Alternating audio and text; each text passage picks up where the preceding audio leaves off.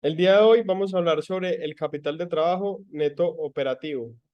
Mucho gusto, mi nombre es Simón Restrepo, soy banquero de inversión. En el día a día me dedico a asesorar empresas en procesos de compra y venta de compañías, valoración de empresas, finanzas corporativas. Adicionalmente, soy socio de varios negocios y he sido profesor de finanzas durante varios años, especialmente en materias relacionadas con valoración de empresas y finanzas corporativas. Entremos en materia. En términos generales, el capital de trabajo se compone por cuentas por cobrar a clientes más inventarios. Estas dos cuentas las encontramos en el estado de situación financiera o balance general dentro de los activos corrientes. Y por otro lado, en los pasivos corrientes encontramos las cuentas por pagar a proveedores. Entonces, al coger el capital de trabajo y restarle las cuentas por pagar a proveedores, llegamos a lo que se conoce como el KTNO o capital de trabajo neto operacional. Miremos un ejemplo muy sencillo. Tenemos aquí en el año 1 unas cuentas por cobrar a clientes de, digamos, 100 millones, materias primas, producto en proceso y producto terminado, que suman un total de 180 millones. Digamos que este es el capital de trabajo que para facilidad en el ejemplo denominaremos A. Y por otro lado, tenemos dentro de los pasivos corrientes cuentas corrientes comerciales o digamos que cuentas por pagar a proveedores. Al restar A menos B, llegamos a KTNO, capital de trabajo neto operativo de 60.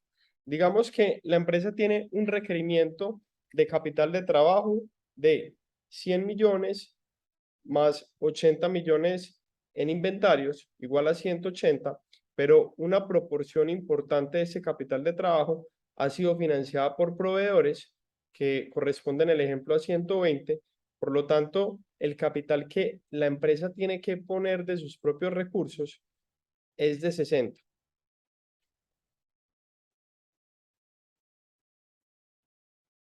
Digamos que adicionalmente hay otras maneras de hacerle un monitoreo constante a estas cuentas del capital de trabajo. Una forma de hacerlo es mirarla desde el punto de vista de porcentaje como proporción de las ventas. Entonces, en este caso, para el ejemplo, en el año 1 tenemos ingresos operativos de 800 millones, unos costos de mercancía vendida de 550, utilidad bruta de 250 y tenemos un saldo de cuentas por cobrar de 100 millones. Si dividimos 100 millones sobre 800, nos da que tenemos un 12.5% de cuentas por cobrar sobre ingresos. O sea, por cada 100 pesos que yo venda, tengo que mantener unas cuentas por cobrar que equivalen al 12.5%, o sea, 12 millones 500 mil pesos. Listo. Digamos que en caso de que ese porcentaje sobre los ingresos aumente, por ejemplo, pasó de 12.5% a 20%, significa que mi cartera se alargó, mis cuentas por cobrar se alargaron. Eso puede suceder por diferentes motivos. Un motivo, por ejemplo, es que le estoy dando mayor plazo a mis clientes para motivar un mayor volumen de ventas. Otro motivo podría ser que mi departamento de cartera no está siendo lo suficientemente estricto o juicioso a la hora de recaudar la cartera, o podría ocurrir un evento coyuntural, como por ejemplo cuando empezó la pandemia del COVID-19, que muchas empresas se alargaron en sus pagos, cuidando, digamos, su efectivo y su capital de trabajo, y esto llevó a que la cartera temporalmente se aumentara bastante. Eh, digamos que otra manera de mirar las cuentas por cobrar es con base en las rotaciones. Y uno puede mirarlo como rotación en veces o en días, ¿cierto? Entonces, para este ejemplo, tenemos ingresos operativos de 800 y tenemos un saldo de cuentas por cobrar de 100. Al dividir 800 dividido 100, llegamos a que mi cartera rota cada año 8 veces. Esto es como si yo colocara y recaudara mi cartera un total de 8 veces al año. Miremos que en el año 2 la rotación de cartera baja a 5 veces. Digamos que mientras más rápido rota la cartera, pues voy a tener unos menores requerimientos de capital de trabajo. Y si yo divido 360 días sobre la rotación, 360 días que tiene el año sobre la rotación de 8 veces, llegamos a que tengo 45 días de cartera. Si mis días de cartera pasan, por ejemplo, de 45 a 72, se me alargaron las cuentas por cobrar y eso, digamos, me implica una mayor inversión en capital de trabajo y también me implica, digamos, un menor flujo de efectivo. Miremos ahora los inventarios. Entonces, digamos que en este mismo ejemplo, si yo tengo ingresos anuales de 800 millones y un saldo de inventarios de 80 millones, quiere decir que en promedio yo estoy manteniendo un 10% de inventarios sobre ingresos anuales. Y digamos que haciendo el mismo ejercicio de ahora, si dividimos el costo de la mercancía vendida sobre el inventario, llegamos a la rotación del inventario en veces, que a su vez lo podemos convertir en días, dividiendo 360 días sobre la rotación de inventarios igual a 52 días. Mientras más días de inventarios yo tenga, pues eso me implica una mayor inversión de recursos de parte de la empresa y un menor flujo de efectivo. Digamos que los inventarios se pueden aumentar por diferentes motivos. Un motivo puede ser, digamos, una mala política de compras o, digamos que con la ruptura de las cadenas de abastecimiento internacionales, muchas compañías han optado por tener un inventario en exceso para, digamos, garantizar el abastecimiento del mercado y garantizar que no haya ninguna ruptura en su cadena de abastecimiento, o también podría ser por desorden. Entonces, hay compañías que no tienen el mejor sistema ERP para controlar, digamos, sus activos corrientes, sus inventarios, y, digamos, al no saber administrar bien el inventario, pues eso puede llevar a que ese aumente.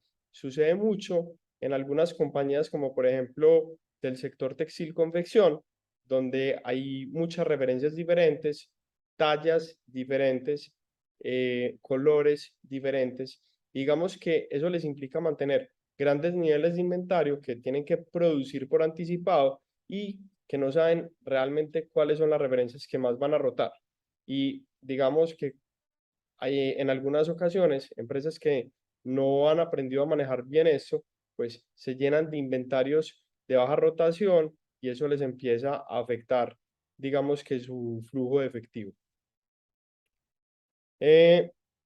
Por otro lado, tenemos las cuentas por pagar. Entonces, si miramos las cuentas por pagar como porcentaje de los ingresos, hacemos el mismo ejercicio, tenemos ingresos operativos de 800, un saldo de cuentas por pagar de 120 y esto mirado desde como porcentaje de los ingresos, entonces tenemos un 15% de cuentas por pagar con respecto a mis ingresos anuales.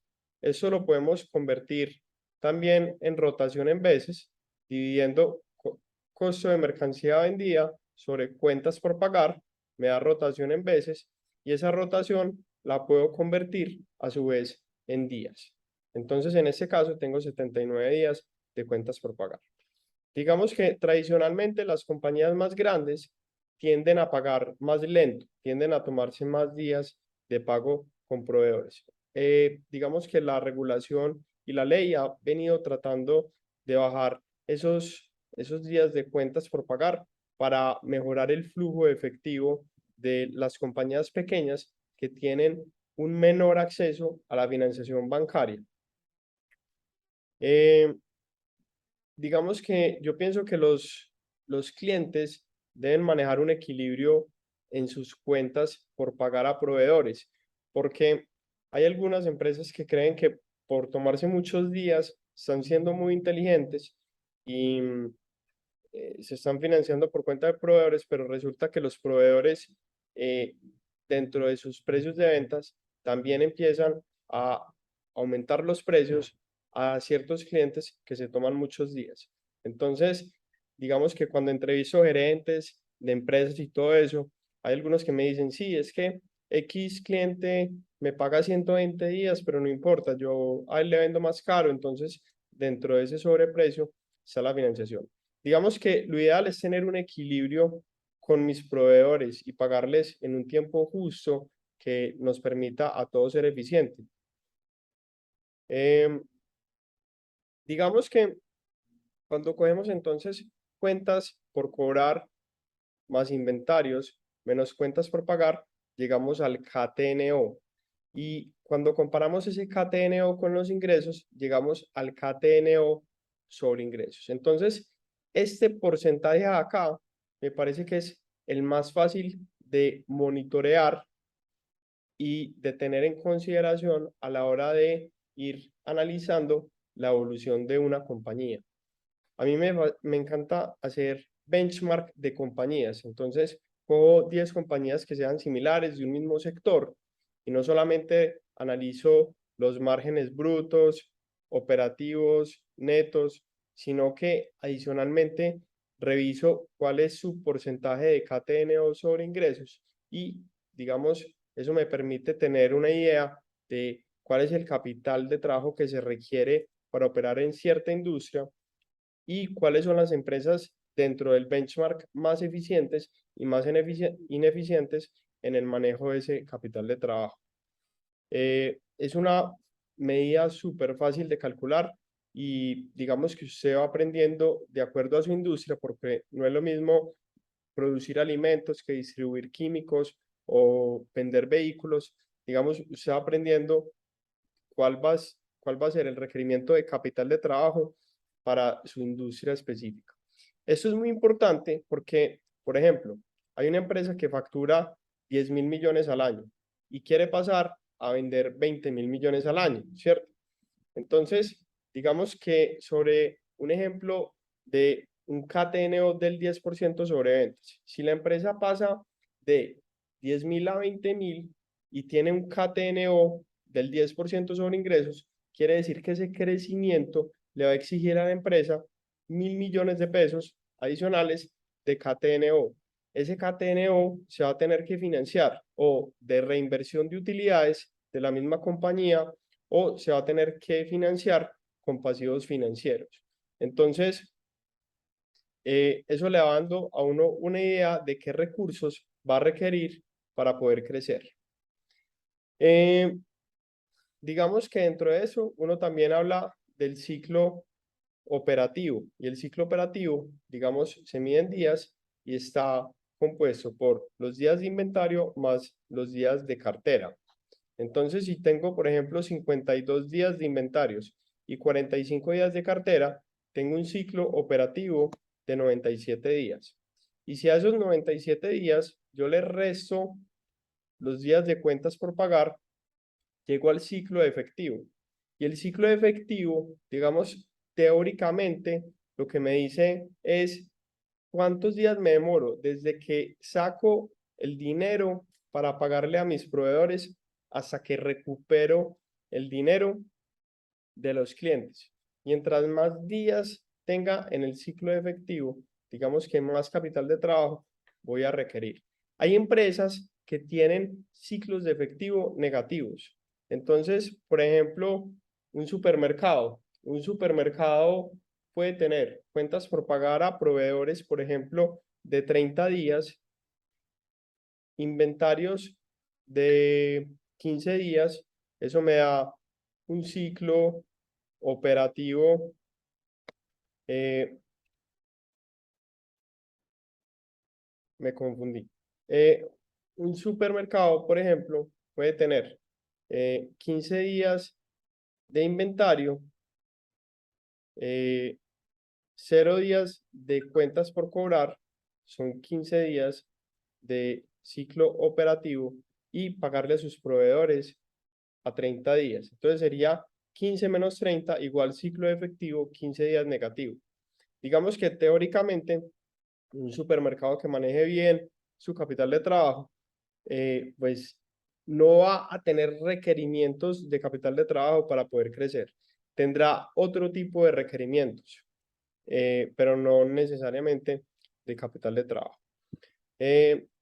Si te pareció este contenido interesante, por favor compártelo con personas que les pueda servir y digamos que puedes encontrar este tipo de contenido en mi canal de YouTube o en diferentes redes sociales.